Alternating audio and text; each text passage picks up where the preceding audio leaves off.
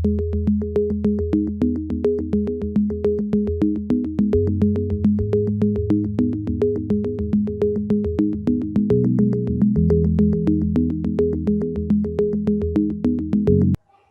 सुरुवातीला atomic size, दुसरी ionisation enthalpy, तिसरं इलेक्ट्रोनिगेटिव्हिटी, चौथी इलेक्ट्रॉन ॲफिनिटी आणि आता आपण ज्या प्रॉपर्टी समजून घेऊन राहिलेलो आहोत पिरियडिक टेबलमधल्या ती आहे व्हॅलन्सी. बघा लक्षात ठेवायचं आहे व्हॅलन्सी. व्हॅलन्सीला मोर कन्व्हिनियंटली आपण काय म्हणत असतो? Oxidation state. ऑक्सिडेशन स्टेट सुद्धा म्हणत असतो मोर कन्व्हिनियंटली. बघा आता तर या व्हॅलन्सीवर फोकस करू आपण आणि नंतर फायनली मेटलिक आणि नॉन मेटलिक कॅरेक्टरवर फोकस करू आणि हे चॅप्टर इथे संपून जाईल. मग बघा लक्षात ठेवायचं आहे. तर आता आपण व्हॅलन्सी फोकस करणार आहोत. नेमकं व्हॅलन्सी कशाला म्हणत असतो आपण? बघा इकडे आता व्हॅलन्सी ॲक्च्युली काय? Combine capacity of element with other element is called as valency. म्हणून व्हॅलन्सीची डेफिनेशन्स काय करणार आहोत आपण? It is the combining capacity of the elements with other elements. दुसऱ्या एलिमेंट सोबत यांची कंबाईन होण्याची टेंडन्सी जी असतात त्याला आपण काय म्हणत असतो? व्हॅलन्सी म्हणत असतो. आणि म्हणून याची डेफिनेशनच आपण सांगत असतो. तर कंबाईन कॅपॅसिटी, जी काही कंबाईन कॅपॅसिटी असते कोणाची? एखाद्या एलिमेंटची. Combine capacity of an elements, एखाद्या एलिमेंटची कंबाईन होण्याची कॅपॅसिटीज आहे की नाही, विथ द अदर एलिमेंट्स किंवा ॲटमही म्हणू शकतो आपण, आहे की नाही, विथ द अदर एलिमेंट्स, आहे की नाही. तर यालाच काय म्हणणार आहोत आपण? व्हॅलन्सी असं म्हणणार आहोत, आहे ना. Is called valency. म्हणून आपण व्हॅलन्सीची डेफिनेशन या प्रकारची बनवू शकतो. बघा लक्षात ठेवायचं आहे. बऱ्याचशा डेफिनेशन बनतील व्हॅलन्सीच्या.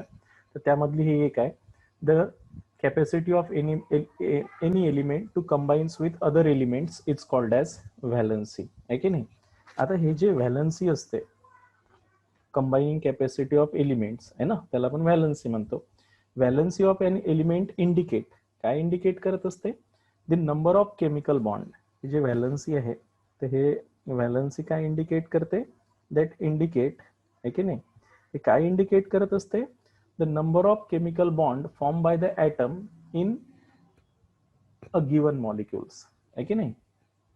जे काही गिवन मॉलिक्यूल असेल त्यामध्ये तो ॲटम किती बॉन्ड तयार करतो, केमिकल बॉन्ड, हे सांगणारी टर्म म्हणजे व्हॅलन्सी. म्हणजे valency of any element, valency जी असते एलिमेंटची, इंडिकेट, काय इंडिकेट करते?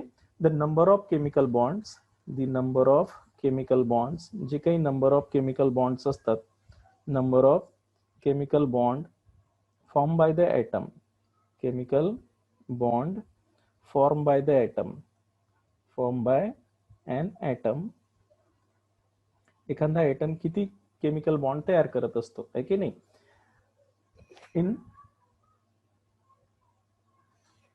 In molecule. कशामध्ये? In a given molecule. त्यालाच आपण काय म्हणत असतो? व्हॅलन्सी म्हणत असतो. बघा लक्षात ठेवायचं आहे. तर बेसिकली आपण डेफिनेशन्स पाठ करायची नाही आहे, सिंपल म्हणणं आहे त्यांचं की combining capacity of any elements with other elements is called as the valency. Valency काय इंडिकेट करते? It indicate the number of chemical bond form by atom in a given molecule. एखाद्या मॉलिक्यूलमध्ये तो ॲटम किती केमिकल बॉन्ड करत असतो हे सांगणारी इन्फॉर्मेशन आहे व्हॅलन्सी. आता basically valency is more conveniently express in the oxidation state. Basically हे जे व्हॅलन्सी आहे, इट इज मोर कन्व्हिनियंटली, म्हणजे आपण मोर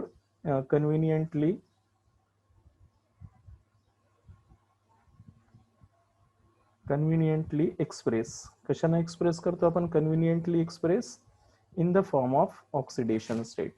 व्हॅलन्सी बेसिकली आपण कोणत्या फॉर्ममध्ये एक्सप्रेस करत असतो? Oxidation state.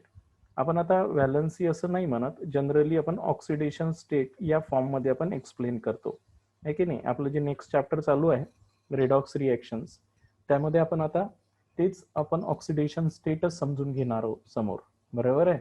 आणि म्हणजेच व्हॅलन्सी ॲक्च्युली.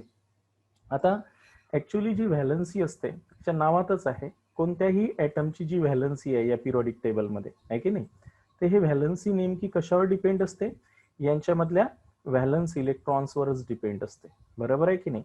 आणि म्हणून जेवढे काही एलिमेंट आहेत तर यांची जी व्हॅलन्सी आहे हे व्हॅलन्सी कशावर डिपेंड असते, त्यांच्यामध्ये असणाऱ्या व्हॅलन्स इलेक्ट्रॉन्स. आणि म्हणून आपण इथे सांगतो की ऍक्च्युली जी व्हॅलन्सी डिपेंड असते, the valency of any atom, the valency किंवा oxidation state, valency of any atom is depend upon the valence electronic configurations. कोणतं आहे, व्हॅलन्स शेल इलेक्ट्रॉनिक कॉन्फिगरेशन्स. जे व्हॅलन्स शेल इलेक्ट्रॉनिक कॉन्फिगरेशन आहे त्यांच्यावर त्यांची व्हॅलन्सी डिसाइड होत असते, है की नाही. The number of electrons present in the valence shell is nothing but the valency of the main group elements.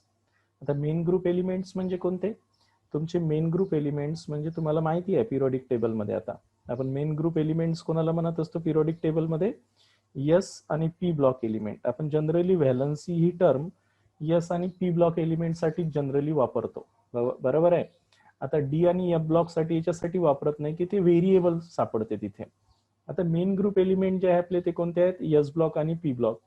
म्हणजे फर्स्ट ग्रुप आहे पिरियडिक टेबल मधला, सेकंड, नंतर डायरेक्ट पी ब्लॉक मध्ये 13 पासून स्टार्ट होते, 13, 14, 15, 16, 17, 18 आहे की नाही, हे वाले.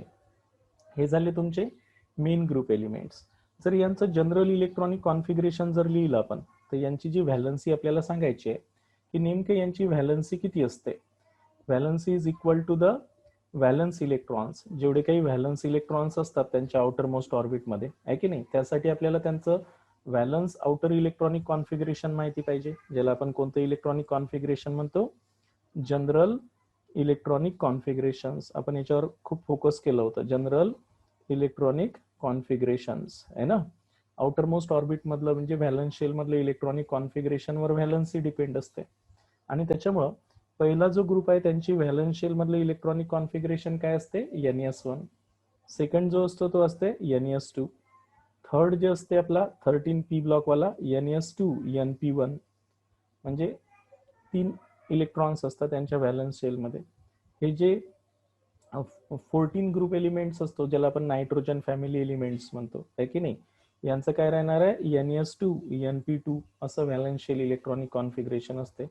याचं NS2 NP3, याचं सुद्धा NS2 NP4, यांचं सुद्धा NS2 NP5 आणि याचं सुद्धा NS2 NP6 असं यांचं व्हॅलन्स शेल इलेक्ट्रॉनिक कॉन्फिगरेशन असते. क्लिअर आहे. आता हे जे व्हॅलन्स शेल इलेक्ट्रॉनिक कॉन्फिगरेशन असते हेच यांची काय असते, व्हॅलन्सी असते. कोणाची, मेन ग्रुप एलिमेंटची. किंवा द डिफरन्स इन म्हणजेच 8 minus the number of valence electrons. काय असते यांची valency, nothing but the number of electrons in valence shell. म्हणजे व्हॅलन्सी हे काय असते, equal to number of electrons in valence shell. यांच्या व्हॅलन्स शेल मध्ये जेवढे इलेक्ट्रॉन्स असतात ते त्यांची व्हॅलन्सी असते. किंवा it is nothing but the difference, काय राहते हे, difference between 8 and number of 8 minus number of valence electrons, number of valence shell electrons. हे यांची काय असते, व्हॅलन्सी असते या ग्रुपवाल्यांची. आता सांगा मला, हा जो पहिला ग्रुपचा आहे तर यांची नंबर ऑफ व्हॅलन्स इलेक्ट्रॉन्स किती आहे, यांच्यापाशी 1 आहे. त्याच्यामुळे यांचा ग्रुप नंबरच यांची काय, व्हॅलन्सी आहे. तर आपण याला फर्स्ट ए ग्रुप म्हणतो, तसं याला सेकंड ए, हे महत्वाचं आहे आपल्यासाठी. हा ऍक्च्युली थर्ड ए आहे, हा फोर्थ ए आहे की नाही. फोर्थ ए आहे म्हणजे याच्या व्हॅलन्स शेल मध्ये 4 इलेक्ट्रॉन्स आहे. हे फिफ्थ ए आहे म्हणजे यांच्या व्हॅलन्स शेल मध्ये 5 इलेक्ट्रॉन्स आहे. हे सिक्स्थ ए आहे म्हणजे यांच्या व्हॅलन्स शेल मध्ये 6 इलेक्ट्रॉन्स आहे. हे सेवन्थ ए आहे म्हणजे यांच्या व्हॅलन्स शेल मध्ये 7 इलेक्ट्रॉन्स आहे. आणि हा 8th ए आहे म्हणजे यांच्या व्हॅलन्स शेल मध्ये 8 इलेक्ट्रॉन्स आहे. ठीक आहे. आता बघा यांची व्हॅलन्सी आता सांगितलं मी, valency is equal to the number of electrons in valence shell, किंवा it is nothing but the 8 minus difference in the valence electrons असं म्हणतो आपण. व्हॅलन्सी जी असते पिरियडिक टेबल मधल्या ज्या मेन ग्रुप एलिमेंटची, म्हणजे एस आणि पी ब्लॉक एलिमेंटची. त्याच्यामुळे आपण यांची व्हॅलन्सी काय लिहिणार आहोत, व्हॅलन्सी यांची व्हॅलन्सी काय राहणार आहे सांगा मग आता. Number of electrons in valence shell, किती आहे यांच्या व्हॅलन्स शेल मध्ये इलेक्ट्रॉन्स 1, त्याच्यामुळे याची व्हॅलन्सी 1 राहणार आहे. फर्स्ट ए ग्रुपचे जे मेटल आहेत म्हणजे कोणताही असेल अल्कली वगैरे मेटल जे आहे. सेकंड ए ग्रुपची व्हॅलन्सी काय राहणार आहे 2 राहणार आहे. थर्ड ए ग्रुपची जी असेल ते असणार आहे 3. त्याच्यानंतर फोर्थ ए म्हणजे 14 ग्रुप एलिमेंटची जी व्हॅलन्सी आहे, कारण याच्या आउटर मोस्ट ऑर्बिटमध्ये 4 इलेक्ट्रॉन्स आहे, त्याच्यामुळे 4 मायनस 8 मायनस 4 बी किती होणार आहे 4च होणार आहे इथपर्यंत. आता हे जे फिफ्थ आहे तर यांच्यामध्ये आता ग्रुप नंबर किती आहे यांचा 5 आहे की नाही, त्याच्यामुळे याची व्हॅलन्सी 5 बी असायला पाहिजे. आणि 8 मायनस 5 जर केलं आपण, 8 मायनस 5 बघा फिफ्थ ए ग्रुप आहे ना हे, म्हणजे यांच्या व्हॅलन्स शेलमध्ये 5 इलेक्ट्रॉन्स आहे, म्हणून 8 मायनस 5 जर केलं तर याची व्हॅलन्सी काय येणार आहे 3, म्हणजे लोअर वाली 3 येईल बघा, लक्षात ठेवायचं आहे. आणि हायर वाली किती येणार आहे 5 येणार आहे, म्हणजे हा 3 आणि 5 दोन्ही व्हॅलन्सी दाखवणार आहे. कोणता फॅमिलीवाला आहे नायट्रोजन फॅमिलीवाला आहे, लक्षात ठेवा. त्याच्यानंतर ऑक्सिजन फॅमिली जी आहे म्हणजे 6th ए ग्रुप, यांच्या व्हॅलन्स शेल मध्ये 6 इलेक्ट्रॉन्स आहे, म्हणजे मॅक्झिमम व्हॅलन्सी ते 6 दाखवल आहे की नाही. आणि मिनिमम किती दाखवल 8 मायनस 6 म्हणजे 2 आणि 6 हे दोन्ही व्हॅलन्सी दाखवल ऑक्सिजन फॅमिलीवाले. त्याच्यानंतर हॅलोजन फॅमिलीवाले कोणती व्हॅलन्सी दाखवणार आहे बघा, लक्षात ठेवायचं आहे. 7th ग्रुपचा आहे तो, म्हणजे 7th व्हॅलन्स इलेक्ट्रॉन्स आहे त्यांच्या आउटर मोस्ट ऑर्बिटमध्ये, म्हणजे मॅक्झिमम तो 7 दाखवाल आहे की नाही. 7 बॉन्डवाला फॉर्म्युला तयार करू मॅक्झिमम वाला, आणि मिनिमम वाला काय करेल 8 मायनस 7 म्हणजे 1 आहे की नाही. आता हे 8 मायनस 8 म्हणजे 0, म्हणून तर आपण यांना काय म्हणतो इनर्ट गॅसेस, म्हणजे हे 0 व्हॅलंट असतात. इनर्ट गॅसेस जे असतात ते 0 व्हॅलंट एलिमेंट असतात. देअर ग्रुप नंबर 8 आहे, but 8 minus 8 is equal to किती होते 0, आणि त्याची व्हॅलन्सी 0 असते. तुमच्या लक्षात आलं असेल की पिरियड मध्ये जर आपण इकडून इकडे जर गेलो बघा, लक्षात ठेवायचं आहे, पिरियड मध्ये गेलो एस आणि पी मध्ये, तर जनरली पहिल्यांदा काय होते इन्क्रीज होणार आहे ट्रेंड जर पाहिला व्हॅलन्सीचा तर तो काय होते इन्क्रीज होते 1 2 3 4 आहे की नाही. देन अगेन डिक्रीजेस, लोअर जर पाहिली तर आपण 3 2 1 0, then again lower valency goes on decreases, means there is slightly variations, while that is steadily increases the higher valency higher steadily increase होईल. पण इकडे तुमच्या व्हेरिएशन भेटल तुम्हाला आहे की नाही, लोअर आणि हायर व्हॅलन्सी वाले कंपाऊंड्स तयार होतील. कळून राहिले मी काय सांगितलं आहे ते. म्हणून तुम्ही काय म्हणसाल की जे फर्स्ट ए ग्रुप आहेत, म्हणजे फर्स्ट ए ग्रुप म्हणजे अल्कली मेटल्स, यांची व्हॅलन्सी किंवा ऑक्सिडेशन स्टेट +1 आहे की नाही, हे व्हॅलन्सी किती दाखवतील 1 दाखवतील. सेकंड ए ग्रुपचा कोणताही एलिमेंट असेल तर त्याची व्हॅलन्सी काय राहणार आहे 2 राहणार आहे. त्याच्यामुळे जर यांचे फॉर्म्युले बनवले आपण, काय बनवले फॉर्म्युले, म्हणजे मोनोव्हॅलंट ऍटम सोबत, जसं लिथियम घेतला लिथियम हायड्राइड आहे ना, सोडियम हायड्राइड, कारण सोडियम आणि हायड्रोजनची व्हॅलन्सी एकच आहे, पोटॅशियम हायड्राइड, असे यांचे मोनोव्हॅलंट सी तयार होईल. सपोज यांचे ऑक्साईड बनवले आपण, फर्स्ट ए ग्रुपचे काय बनवले आपण ऑक्साइड्स बनवले, तर ऑक्साइड्स कसे बनतील बरं. लिथियम तर तुम्हाला माहिती आहे मोनोव्हॅलंट आहे आणि ऑक्सिजन डायव्हॅलंट आहे, त्याच्यामुळे आपल्याला काय करावं लागेल Li 2 वेळेस घ्यावं लागेल, Li2O लिथियम ऑक्साईड. सोडियम सुद्धा तसाच घ्यावं लागेल, सोडियम ऑक्साईड, पोटॅशियम ऑक्साईड, अशा प्रकारे यांचे ऑक्साइड्स बनतील. आता सेकंड ग्रुपवर येऊ आपण. सेकंड ग्रुपची व्हॅलन्सी किती आहे 2, कारण त्याच्या व्हॅलन्स शेलमध्ये इलेक्ट्रॉन्स किती आहे 2. अल्कली अर्थ मेटल म्हणत असतो. सपोज जर यांनी हायड्राइड्स तयार केले, हायड्राइड्स म्हणजे हायड्रोजन सोबत मोनोव्हॅलंट असते हायड्रोजन, आणि यांची व्हॅलन्सी 2 आहे की नाही, मग यांच्यासोबत किती हायड्रोजन कंबाईन होतील 2, बेरिलियम हायड्राइड म्हणू आपण. मॅग्नेशियम हायड्राइड असा फॉर्म्युला तयार होईल. कॅल्शियम हायड्राइड, म्हणजे या ग्रुप मधला कोणताही हायड्रोजन सोबत किती व्हॅलन्सी करणार आहे 2 हायड्रोजन याला अटॅच होणार आहे की नाही. नंबर ऑफ मोनोव्हॅलंट ऍटम किती अटॅच झाले हे सुद्धा त्याचं व्हॅलन्सी म्हटल्या जात असते. ठीक आहे, मी काय सांगितलं आहे लक्षात आलं तुम्हाला, इथपर्यंत तुमच्या लक्षात येऊन राहिलं असेल.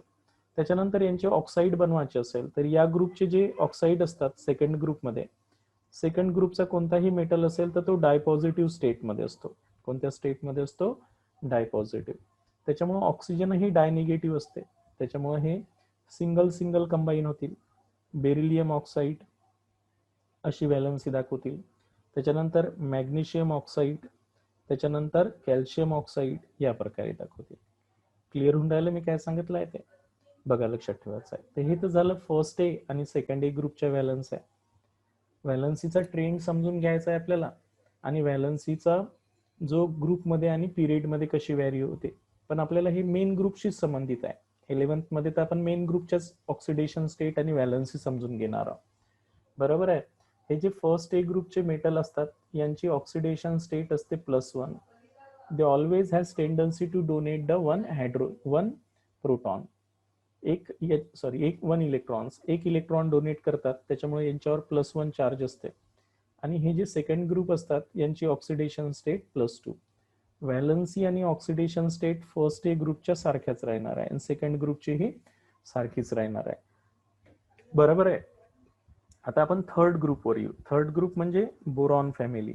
बरोबर आहे की नाही?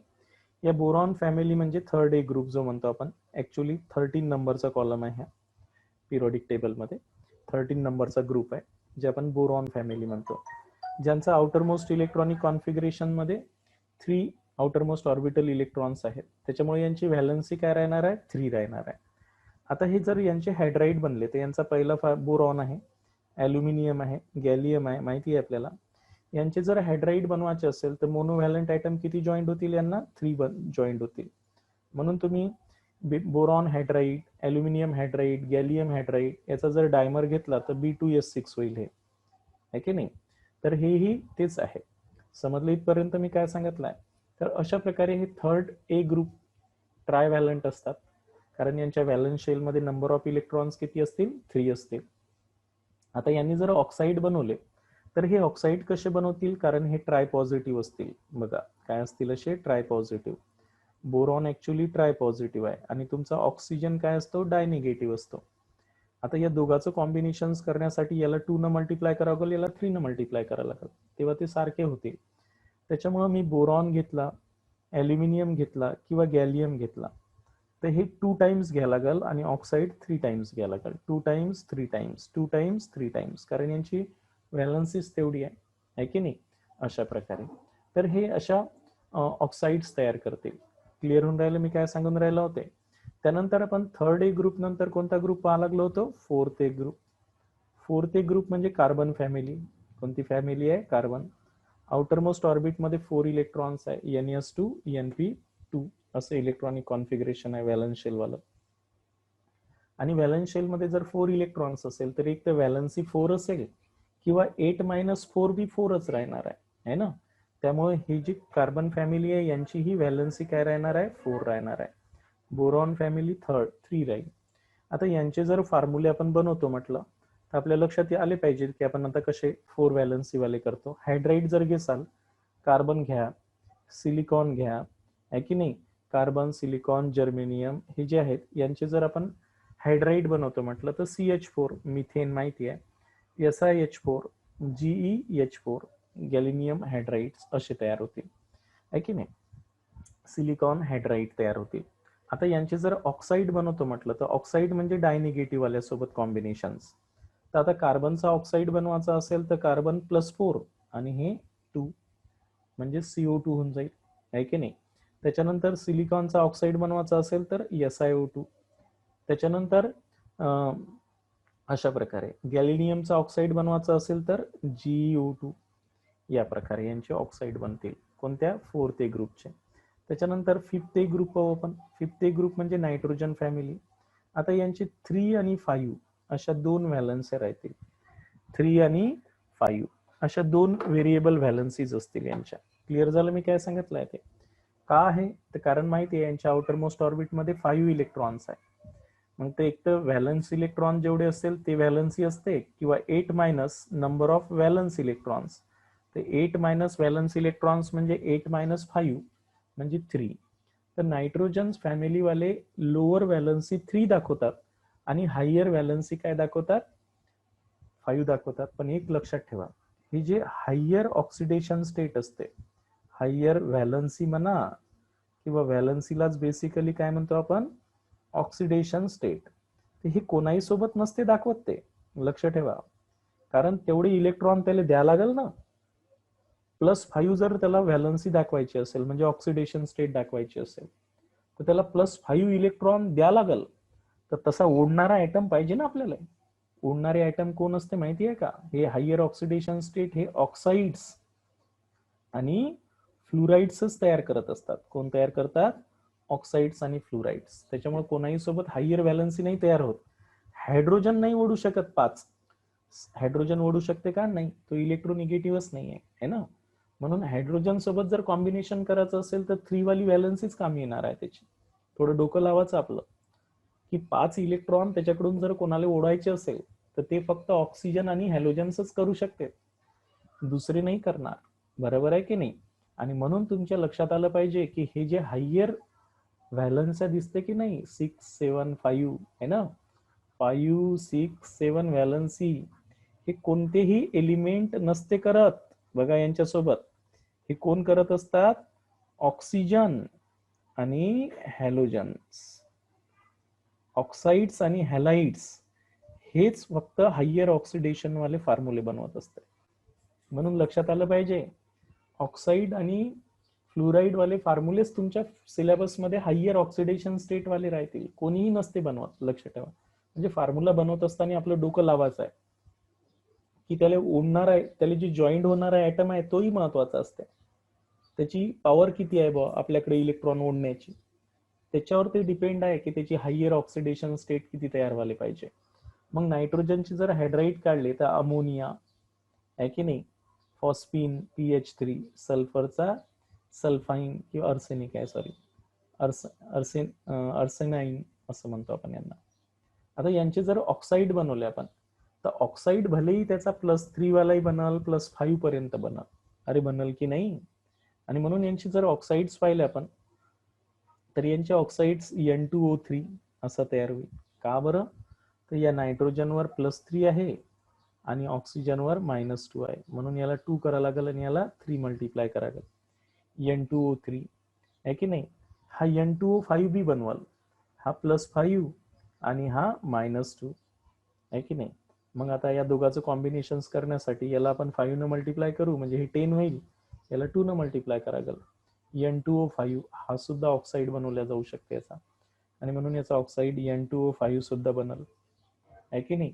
अशा प्रकारे नायट्रोजनचं हे +3 मधलं आहे आणि हे +5 मधलं आहे, म्हणजे 5 व्हॅलन्सी आणि 3 व्हॅलन्सी. आता व्हॅलन्सी नसते म्हणत, म्हणून तर ऑक्सिडेशन स्टेटच्या भाषेत त्याला बोला लागत असते. बरोबर आहे? इथपर्यंत समजून राहिलं ना तुम्हाला मी काय सांगून राहिलो होते? तर अशा प्रकारे, तर असं हे व्हॅलन्सी इकडे इकडे काय होणार आहे, आपली तशी डिक्रीजच होणार आहे. म्हणजे 3, 2, 1 जनरल मध्ये हेच राहणार आहे, 3, 2, 1. हॅलोजन्स पाहतो आपण HCl, HBr, HI आहे ना. आपण मोठे मोठे हॅलोजनचे कंपाऊंड फक्त कोणासोबत पाहणार आहोत? ऑक्साईड सोबत पाहणार आहोत. म्हणजे मला जर क्लोरीनचा मोठा कंपाऊंड पाहायचा असेल तर Cl2O7, म्हणजे +7 ऑक्सिडेशन स्टेट मध्ये आहे, म्हणजे +7 याची व्हॅलन्सी आहे असं आपण म्हणू. आणि हे जे इनर्ट गॅसेस आहे तर हे तर 0 ग्रुप आहेत. काय आहे तर 0 ग्रुप. म्हणजे बेसिकली तुम्ही जर यांचा ट्रेंड्स पाहिला, बघा काय पाहिला, ट्रेंड्स ऑफ व्हॅलन्सी.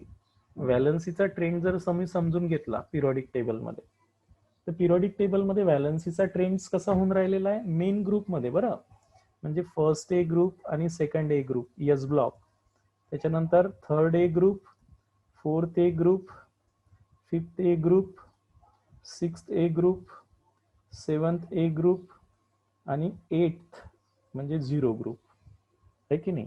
यालाच आपण 1, 2, 13, 14, 15, 16, 17 हे आहेत S ब्लॉक वाले आणि हे आहेत P ब्लॉक वाले. तर यांच्या जे व्हॅलन्सी आहेत तर हे 1, 2, 3, 4 पुन्हा काय होते 3, 2, 1, 0, म्हणजे first increases and then again decreases, आहे ना. पण तुम्हाला माहिती आहे की या 3च्या ऐवजी हा +5 बी दाखवू शकतो, हा 6 दाखवू शकतो, हा 7 दाखवू शकतो. पण हे वाली लिमिटेड आहे. हे काय तो लिमिटेड दाखवल, म्हणजे हा कोणासोबत दाखवल, ऑक्साइड्स अँड हॅलाइड सोबत. कोणाही सोबत असं नाही दाखवणार तो. ह्यावाल्या ज्या हायर ऑक्सिडेशन स्टेट वाल्या व्हॅलन्सीज आहेत, म्हणजे यांना ऑक्सिडेशन स्टेटच म्हणतो आपण, तर ह्यावाले जे आहेत +5 +6 किंवा +7 तो हायर एलिमेंट म्हणजेच ऑक्साईड आणि हॅलाइड्स मध्ये दाखवू शकतो. अदरवाईज ट्रेंड्स तुम्ही जर म्हटला इन ट्रेंड्स 1st to 4 म्हणजेच alkali metal, alkali earth metal, त्याच्यानंतर बोरॉन आणि कार्बन पर्यंत हे इन्क्रीज होते. Again it is decrease from nitrogen to halogens, आहे की नाही, अशा प्रकारे. While also it is increases, है ना, from 5, 6, 7 up to the 17 group, but it is only with the oxides and fluorides. फक्त हे कोणासोबत असेल, ऑक्साइड्स आणि फ्लोराइड सोबत असेल. क्लिअर होऊन राहिलं मी काय सांगून राहिलो होते. तर अशा प्रकारे आपण व्हॅलन्सीवर फोकस करत असतो. क्लिअर होऊन राहिलं इथपर्यंत सर्वांना. आता ग्रुपमध्ये येऊ आपण. ग्रुपमध्ये व्हॅलन्सीचा ट्रेंड्स काय राहणार आहे. आता ग्रुपमध्ये तुम्ही कोणताही ग्रुप घ्या, हायड्रोजन्स घ्या, लिथियम घ्या, सोडियम घ्या, पोटॅशियम घ्या, रुबिडियम घ्या, सीसियम घ्या किंवा फ्रान्सियम घ्या. यांचं outer most electronic configuration 1s2. याचं काय आहे, हिलियम 2s1. याचं काय आहे, निऑन 3s1. याचं काय आहे, निऑन नंतर अर्गॉन 4s1. याचं अर्गॉन नंतर कोणतं आहे, क्रिप्टॉन 5s1 आणि हे झेनॉन 6s1. बरोबर आहे. यांच्या सर्वांच्या व्हॅलन्स शेल मध्ये नंबर ऑफ व्हॅलन्स इलेक्ट्रॉन्स काय सेम आहे.